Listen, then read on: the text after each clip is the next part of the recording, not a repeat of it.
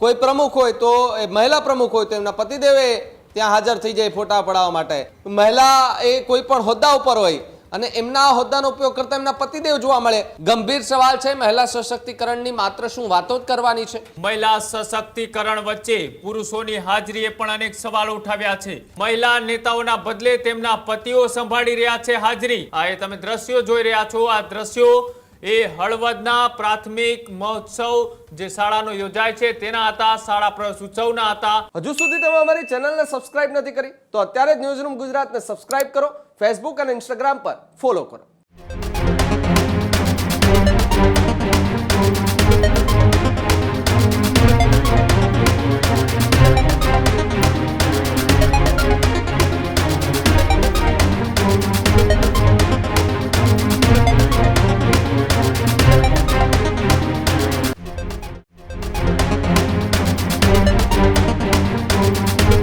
આગળ વાત કરીએ બીજા મહત્વપૂર્ણ સમાચારની તો ગુજરાતભરની અંદર આજે નેતાઓ એ શાળા પ્રવેશ ઉત્સવની અંદર ફોટાવા પડાવવા માટે જઈ રહ્યા છે. ત્યારે હળવદના શાળા પ્રવેશ ઉત્સવમાં પતિરાજના દ્રશ્યો એ ચર્ચાઓમાં આવ્યા. મહિલા સશક્તિકરણ વચ્ચે પુરુષોની હાજરીએ પણ અનેક સવાલો ઉઠાવ્યા છે. અનામત બેઠકો છતાં મહિલા પ્રતિનિધિઓ એ ગેરહાજર જોવા મળ્યા છે. કડિયાણ ગામે શાળા પ્રવેશ ઉત્સવ એ વિવાદાસ્પદ દ્રશ્યોથી સામે આવ્યો છે અને તાલુકા પંચાયત પ્રમુખના સ્થાને પતિ સ્ટેજ પર દેખાયા. મહિલા નેતાઓના બદલે તેમના પતિઓ સંભાળી રહ્યા છે હાજરી. મહિલા પ્રતિનિધિત્વની હકીકત આ રીતના દેખાઈ રહી છે. જે અનામત બેઠકો ઉપર મહિલાઓ ચૂંટણી લડે છે, મહિલાઓ ચૂંટણી લડીને જીતે પણ છે, પણ જ્યારે મહિલાઓને પ્રતિનિધિત્વ કરવાની વાત આવે ત્યારે મહિલા નહીં પણ તેમના પતિ છે તે રાજ કરતા જોવા મળે છે. અનેક જગ્યાએથી એવી તસવીરો સામે આવે છે કે શું સરકારે જાહેર કરેલી 50% મહિલા અનામતની નીતિ એ માત્ર ચૂંટણીમાં મહિલા ચહેરો ઉતારવા પૂરતી જ રહી છે. અનેક જગ્યાએથી એવી દ્રશ્યો, એવા સમાચારો સામે આવતા હોય છે કે ચૂંટણી લડી અને જીત્યા પછી ના તો એ મહિલા કોઈ કાર્યક્રમમાં દેખાય છે, ના તો એ મહિલાએ પોતાની જવાબદારી એ પોતાના વિસ્તારના જનતાના કામોમાં ક્યાંય પ્રશ્ન ઉઠાવતી જોવા મળે છે. અનેક વખત આવા દ્રશ્યો આવે છે. આ દ્રશ્યો એ માત્ર ધારાસભ્ય, સરપંચ, તાલુકા કે જિલ્લા પંચાયત પૂરતા સીમિત નથી.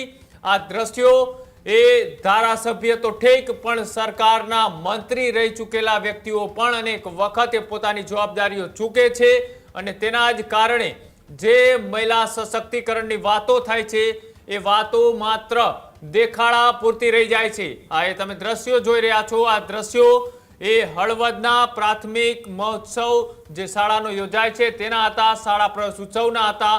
ત્યાં એ મહિલાની જગ્યાએ પતિરાજના દ્રશ્યો છે તે જોવા મળ્યા. મહિલા સશક્તિકરણની વાતો એ માત્ર ચૂંટણી પૂરતી રહેતી દેખાઈ રહી છે. ભાવિક જોડાયેલા છે. ભાવિક, એક બાજુ આજે રાજ્યભરની અંદર નેતાઓ એ ફોટા પડવા માટે પ્રવેશ ઉત્સવની અંદર દેખાય છે. ખરી વાસ્તવિકતા શાળાઓની એ છે કે નથી ઓરડા, નથી શિક્ષક, નથી પૂરતા જે ત્યાં સાધનો હોવા જોઈએ સાધનો, અને એક બાજુ એ પતિરાજના દ્રશ્યો. બિલકુલથી જ કૃણાલ, જે રીતે મહિલા સશક્તિકરણની ચર્ચાઓ વચ્ચે આ દુઃખદ બાબત કહેવાય કે જ્યાં મહિલાઓને હોવું જોઈએ અને જ્યાં સ્થાન મહિલાઓનું હોય ને ત્યાં એમનું સ્થાન એમના પતિ લઈ લે. ન માત્ર કે આ એક ઘટના પહેલી વાર નહીં, આવી અનેક એવી ઘટનાઓ બની છે કે જેમાં સરપંચ પત્ની હોય તો એમના પતિદેવ ત્યાં હાજર થઈ જાય કોઈ પણ કાર્યક્રમમાં. કોઈ પ્રમુખ હોય તો એ મહિલા પ્રમુખ હોય તો એમના પતિદેવે ત્યાં હાજર થઈ જાય ફોટા પડાવવા માટે. આજે હળવદની ઘટના સામે આવી છે કે હળવદની ઘટનાની અંદર શાળા પ્રવેશ ઉત્સવ 2026-27નું આયોજન કરવામાં આવે છે. વિધિવત રીતે આજે બાળકોને શાળામાં પ્રવેશ આપવામાં આવે છે. તે દરમિયાન ત્યાંના હવે જો અહીંયા સવાલ છે કે કડિયાણા ગામે શાળા પ્રાથમિક શાળાની અંદર એ પ્રવેશ ઉત્સવ જે છે તે વિવાદાસ્પદ, એની અંદર દ્રશ્યો એટલા માટે સર્જાયા કે તાલુકા પંચાયતના પ્રમુખ છે એ મહિલા છે. અહીંયા એ મહિલા તાલુકા પંચાયતના પ્રમુખ ન પહોંચ્યા તો એમના પતિ પહોંચી ગયા ફોટા પડાવવા માટે. હવે એની સામે જિલ્લા પંચાયતમાં પણ આ જ પ્રકારના દ્રશ્યો સામે આવ્યા. જિલ્લા પંચાયતના સભ્યની સ્થાને પતિની હાજરી જોવા મળતા હવે વિવાદ જે છે તે ઊભો થતો જોવા મળી ગયો છે અને આના જ કારણે મહિલા સશક્તિકરણની ચર્ચાઓ વચ્ચે ક્યાંક પતિ રાજ ચાલતું હોય તેવું દેખાઈ રહ્યું છે. આ પહેલા પણ આપણે અનેક એવા કિસ્સાઓ સાંભળ્યા છે અને અનેક એવા કિસ્સાઓ જોયા છે કે જેની અંદર મહિલા એ કોઈ પણ હોદ્દા ઉપર હોય, અને એમના હોદ્દાનો ઉપયોગ કરતા એમના પતિદેવ જોવા મળે. પતિદેવ હોય તો એ કોઈને પણ ત્યાં સ્થાનિકોને ખખડાવીને આવે કે ભાઈ અહીંયા કામ નહીં થાય, એ તો તમારા ઘરનું છે, તમારે કરી લેવાનું. હમણાં જ એક વિડીયો સામે આવ્યો હતો અને એ વિડીયો ગુજરાતનો જ હતો, જેમાં પ્રમુખ એ મહિલા હતા, એમના પતિ એ વિસ્તારની અંદર જે છે તે ખાડા ખોદીને ત્યાં પાઇપલાઇન નખાવી રહ્યા હતા. સ્થાનિક લોકોએ એમને કહ્યું કે સાહેબ આ ખાડા ખોદો છો પણ રોડ સમયસર નહીં બને તો અમારા ઘરમાં પાણી ઘૂસી જશે. તો એ પ્રમુખના પતિદેવે ત્યાંના સ્થાનિક લોકોને કહ્યું તો તમે ઉપર સુધી રજૂઆત કરો, મારે થોડું કરવાનું હોય, એ તમારે જાતે કરવાનું હોય. તમારા ઘરમાં પાણી ઘૂસે છે, અમારા ઘરમાં ક્યાં ઘૂસે છે? સાચી વાત છે ભાઈ, એમના ઘરમાં ક્યાં પાણી ઘૂસે છે? એમના ઘર તો ખૂબ ઊંચા છે, ત્યાં પાણી પહોંચતું પણ નથી. ગંભીર સવાલ છે કે જ્યાં બાળકોના ભવિષ્યની વાત કરવામાં આવે, બાળકોનું ભવિષ્ય જ્યાંથી ઉજળું થાય એવા કાર્યક્રમોમાં મહિલા જે સભ્ય હોય એ કેમ નથી પહોંચી શકતી? કેમ એમના પતિદેવને ત્યાં આગળ કરી દે છે?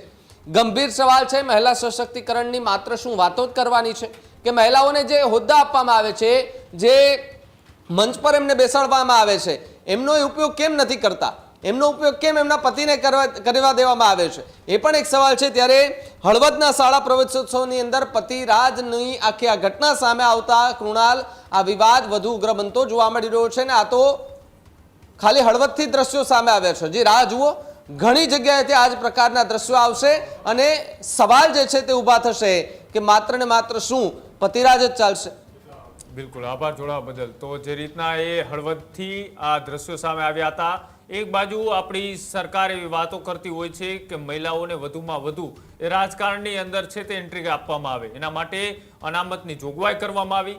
મહિલાઓ માટે 50% અનામત છે તે સ્થાનિક સ્વરાજની ચૂંટણી હોય કે અન્ય ચૂંટણી હોય તેમાં છે તે રાખવામાં આવે છે. પણ જે અનામતનો ઉપયોગ એ મહિલાને રાજકારણથી સશક્ત કરવા માટે, મહિલાઓની જે પીડાઓ છે એ પીડાઓને સરકાર સુધી પહોંચાડી વાચા આપવાની વાત હોય, આવા અનેક કિસ્સાઓની અંદર એ મહિલાઓ છે તે ક્યાંક ને ક્યાંક ગેરહાજર જોવા મળતી હોય છે.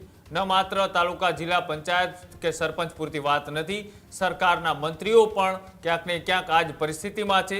રાજકોટ ગ્રામ્યના ધારાસભ્ય ભાનુબેન બાબરિયા કે જેઓ એ રાજકોટ કોર્પોરેશનના જ્યારે ચૂંટાયેલા એ કોર્પોરેટર હતા, એ સમયમાં તેઓ એ સરકારના મંત્રી પણ હતા, તેમ છતાં પણ એના વિસ્તારની જનતા માટે આખા 5 વર્ષ દરમિયાન તેઓએ માત્ર ગણ્યા ગાંઠિયા સવાલો છે ત્યાં કોર્પોરેશનની બેઠકોની અંદર પૂછ્યા હતા.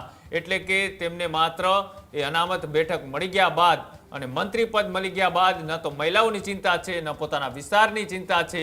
અને જ્યારે તેમની સામે સવાલો થાય ત્યારે જવાબ એ પતિઓ આપતા જોવા મળતા હોય છે. ચૂંટણી લડવાનું આવે ત્યારે મહિલાઓનું નામ આગળ કરવામાં આવતું હોય છે. આવી અનેક ઘટનાઓ છે તે સમયાંતરે સામે આવતી રહે છે.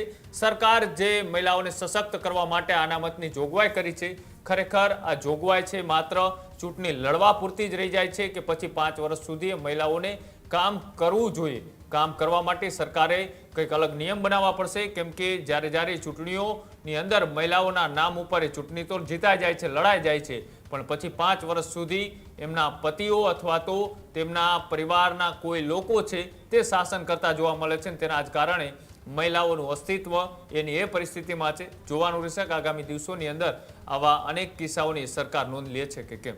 ખેડૂત ભાઈઓ છે ખેતરમાં ડ્રોન ઉડાવતા હોય છે ત્યારે આપણે એક પ્રશ્ન સતાવતો હોય છે કે જે આપણે અત્યાર સુધી જીપીએસ ટેકનોલોજીવાળા ડ્રોન વાપર્યા છે, જેથી કરીને મોબાઈલ ટાવર છે અથવા તો હાઈ ટેન્શન લાઇન પસાર થતી હોય, કોઈ વૃક્ષો હોય, ત્યારે જે જીપીએસ ટેકનોલોજીવાળા ડ્રોન છે એમાં ટકરાય અને ટ્રેસ થાય છે. પણ એગ્રીઓન લાવ્યું છે GNSS ટેકનોલોજી ડ્રોન, જેથી કરીને એ ડ્રોન છે એ કોઈ જગ્યાએ ટકરાય નહીં, પોતાની રીતે જ ડિસિઝન લે છે ને મૂવ થઈ જાય છે. જેથી કરીને GNSS ટેકનોલોજી ડ્રોન છે એ વાપરવાનો આગ્રહ રાખો. હજુ સુધી તમે અમારી ચેનલને સબસ્ક્રાઇબ નથી કરી તો અત્યારે જ ન્યૂઝરૂમ ગુજરાતને સબસ્ક્રાઇબ કરો, ફેસબુક અને ઇન્સ્ટાગ્રામ પર ફોલો કરો.